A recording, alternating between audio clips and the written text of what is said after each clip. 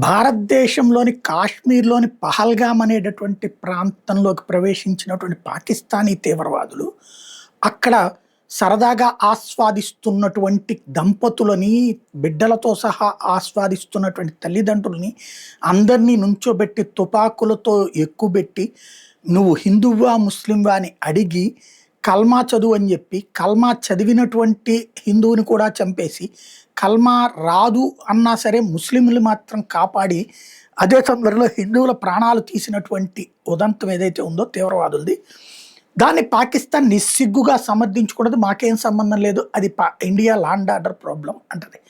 అదే సందర్భంలో ఆ తీవ్రవాదులు మళ్ళీ వెనక్కి వెళ్ళడానికి ప్రయత్నించింది అక్కడికే. మనం వాళ్ళకి సంబంధించిన తీవ్రవాద శిబిరాలు ధ్వంసం చేసాం. ఇదంతా జరిగింది. అయితే ఈ సందర్భంగా మన ఆపరేషన్ సింధూర్‌ని బేస్ చేసుకొని రీసెంట్‌గా జరిగినటువంటి పాకిస్తాన్ పార్లమెంట్ మీటింగ్‌లో సమాజ్‌వాదీ పార్టీ, ఆమ్ ఆద్మీ పార్టీ మాత్రమే భారత పార్లమెంట్‌లో బాధ్యతాయుతమైన పాత్ర పోషించినయి. వాళ్ళు అడిగింది ఆ దేశపు law and order problem, Modi law and order problem అని. అంతే తప్పించి వాళ్ళు పాకిస్తాన్‌ని వ్యతిరేకించలేదు. పాకిస్తాన్ తప్పు చేసిందనలేదు.